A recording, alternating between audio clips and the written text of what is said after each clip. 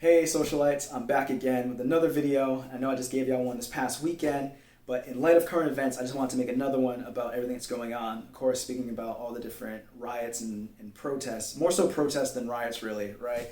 But obviously we're getting fed different types of information, whatever, I'm not gonna really go into that, but all the different protests across the country over the murder of George Floyd by a police officer, who we expect to serve and protect. And I know everyone is currently focusing on current events now, and what I want to do is kind of give y'all the history of it, right? And I know my longtime subscribers have been here since day one. You're probably not going to be used to this. You're probably expecting something different from my previous videos and what the direction of this channel may have been in your mind, right? But I really want to touch upon that super quick too. And again, I'll reiterate, what I want to do with this video or with this channel is to create awareness around certain things, right? And so use my personal experiences with you and give you my advice in hopes that it actually touches somebody. It gives you that epiphany that you need to get to that next level, or it connects the dots for you in some way. And so that is what I'm hoping happens here with this channel moving forward. So to get right into it, when I say history, where I want to start is with slavery, chattel slavery in America in the 1600s. And I know we could go down a rabbit hole about the difference between chattel slavery here and African slavery amongst tribes in Africa. Totally different things, but it's for another time. And so basically, starting with slavery in the 1600s up until 1865, right? In June, actually now, of 1865, when it was abolished, and it seemed like, oh yeah, we're done now, we're free, we're able to do our own things, we're actually human beings. And of course, there was a whirlwind of events, a president being assassinated, and rules just kind of getting changed around. And so we had these black codes in place that were supposed to help black people, but again, we have to change it in the mind first, because if you don't change the mentality, it doesn't matter what you write down, people are going to find a way to tiptoe around those laws. And so that's what I want to address pretty much lead up this entire way, because there's been plenty of laws written down that make us equal, but at the same time, like I said, if you don't change the mentality of a person, it really doesn't matter, right? So going back to when it was abolished and we did have the black codes, shortly after that we got these vagrancy laws, right, that said anyone who was basically what you would consider like a modern day bum, right, like a homeless person, and not to use that in a derogatory way. If you're homeless, you're homeless, maybe through no fault of your own, not here to debate that, but if you didn't have a job, you didn't have property, you weren't like a contributing member of society, essentially, right? You are now a criminal. And so who fits that description? Slaves coming off the plantation. Who's going to give you a job? You're just a slave, right? Like, they don't see you as a person, even though now they have to set you free, but it's like, I don't really see you as an equal, so I'm not going to give you a job. Where are you going to live? And even then, if you did get a job, it had to be a job that was recognized as a job by whites, right? And so you have that issue there. Fast forward a bit to Jim Crow, and just the treatment of again, blacks being separated. Again, we're past slavery now, but at the same time, we don't want you with us. We still don't see you as an equal human being. Then we jump to segregation, where it's separate but equal. So I have my water fountain, you have yours. Your water might not be the best quality, and it might not be in the best area. You might have to walk miles to get to a black water fountain or a black bathroom that you're allowed to use. But it's equal. You have one, right? It's there. And so that was the mentality behind that. And then you also had redlining, right, where they specifically told black people where they were allowed to live. And of course, it was in neighborhoods where the value wasn't so great. There weren't places that you really wanted to live. And then the property value itself on these homes didn't really increase the way they did in these white neighborhoods where black people weren't allowed to live. And again, people will say, well, they were allowed to live there. But here's the thing. If I'm a white realtor and you have all these other properties here, all these other white families in the area who don't want you there, why would I move you in, right? And so there are plenty of other tactics that kept black people out. And we're talking, this is literally about 50, 60 years ago that this was happening, right? And so now we fast forward to where we are now, and you're expecting people in that short amount of time who started so much further back than you during this race. We're talking almost 400 years of a head start that white people had here in America. And I know we can talk about Irish, Italians, just other Europeans that just came in that weren't seen as equals either, but eventually earned that status, right? And it's not to take away from their struggles either. I know it was a major issue when they came over and were treated differently and were seen the same as blacks, but eventually they weren't anymore. They were elevated above their black counterparts and seen then as being white. Nobody really says that now, right? So like you can walk into a store in a white neighborhood, for instance, where I live here in a completely or majority white neighborhood. You can walk to a store there and be Irish, and be Italian, be Polish, be whatever, and nobody sees that. You're just white, all right? And so that is where the issue comes in, where at one point we were on the same level. There were issues with discrimination against certain I guess demographics, you could say, or just white people in general that didn't fit the description that they wanted. But now we're well beyond that, and we still see that there is a certain narrative of black people.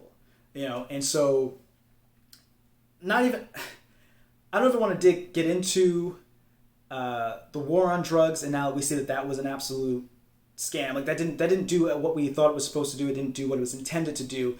But even excluding that into where we are now, there's been this villainization of, I don't even know this word, villainization of black people in America, and it's been going on just consistently ever since, to the point where now we're still seeing in 2020, police are still not seeing black people as just regular human beings. Well, okay, automatically that's a criminal.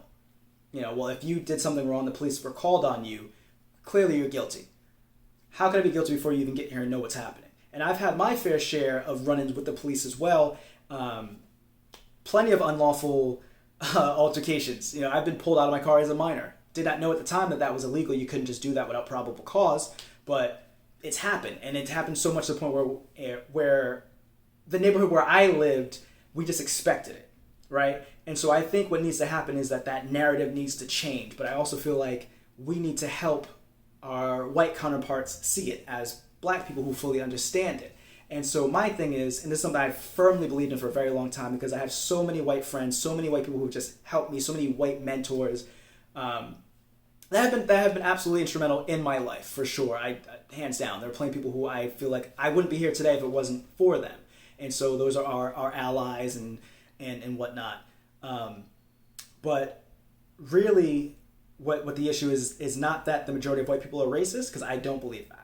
I believe it's a very small minority of very loud people who are racist that are influencing the rest of the population. I feel that the majority of white people in America are racially indifferent.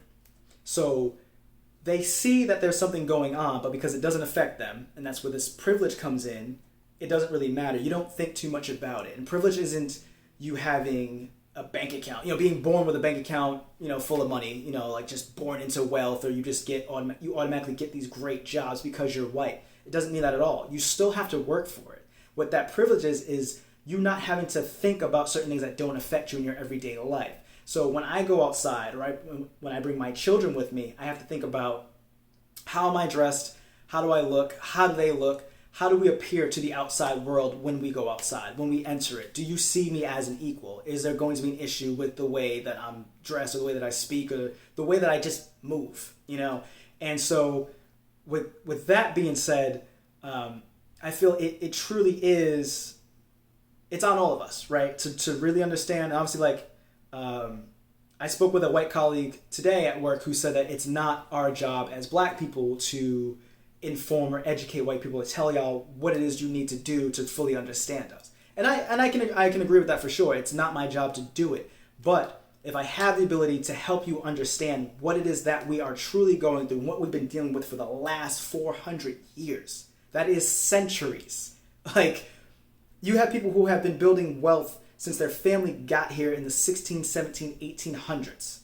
That wealth keeps building and growing and growing and growing. And if I'm able to get you to see how much of a difference that makes, it's monumental. And not to say hey, it should just be obvious to you, because I know if you're not thinking about this, why would it be obvious to you, right? I never knew too much about cooking until I started looking into Gordon Ramsay, and It's pretty intense, so to say the least with that guy. I love you, Gordon. If you're watching this, I'd love to hang out. Yeah, but that just to drive that point home, that we just have to come together as a people and explain that, And if there's someone that's just outright just racist and feels they're above you, yeah, you could probably win them over, and by all means. But I'm not fighting for those people. I don't care about those people. If you're generally racist and you feel that you're better than me because of the fact that your skin looks different, your skin is lighter, you feel that for some reason I'm not as human as you, I don't really want to entertain that. I don't care anymore. I'm too old for that. I tried to do that when I was younger. I'm not here for it. White allies, my friends, people who I really care about, white people who I consider family, my brothers in arms from the Marine Corps who have always had my back for the most part, those are the people that I want to convince. Those are the people that I want to understand what it is that the point that we're trying to get across, essentially.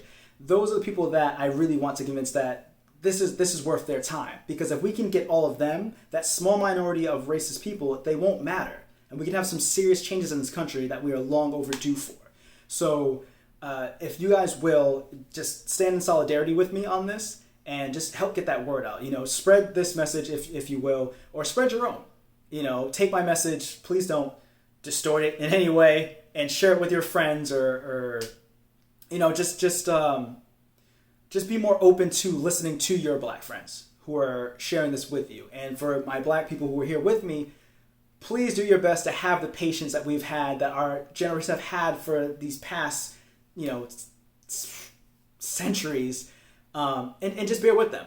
We've been waiting, a few hundred years now. What's waiting a little bit longer just to kind of get them to understand, right, and make it better for our children? Because I think when I was younger, I wasn't really thinking about that. But now that I have kids of my own, I want their future to be as bright as possible. I want them to be able to coexist with people who don't look like them and just come together and just create something great in this world.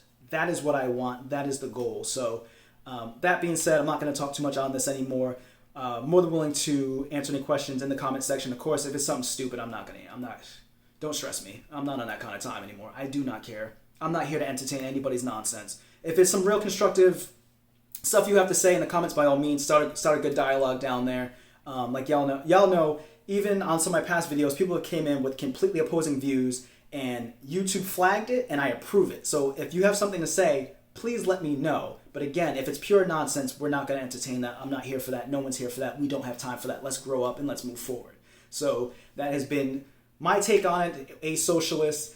Again, of course, always rest in peace to George Floyd, and my heart goes out to his family. I did watch that video again just to be sure that I had it right and I had that emotion for this video, because it was absolutely hard to...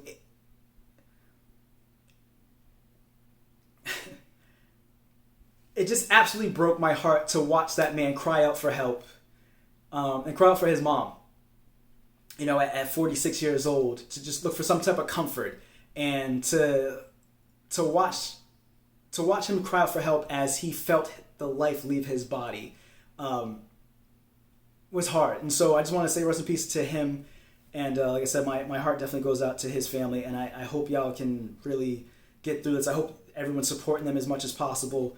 And actually, I'll reach out and see if there's any way that we can just to add on one more thing. Not saying that they're definitely going to read mine and my comments above all else are going to mean anything, but just adding one more on so they know that they're not alone in what's going on here. And so that has been a socialist. Thank y'all for tuning in. And we'll get back to our traditional videos hopefully soon. I can't say, but just thank you for sticking with me. And I'll just stay safe and love each other.